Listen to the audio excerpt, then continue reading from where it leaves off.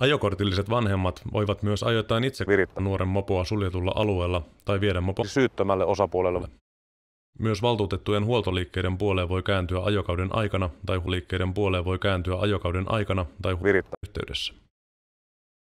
Myös taloudelliset vaikutukset voivat olla merkittävät. Esimerkiksi viritetyllä mopolla ajamisesta seuraavat sakot, verot ja katsastusmaksut voivat nousta yli 500 €, mahdollisista vahingonkorvauksista puhumattakaan.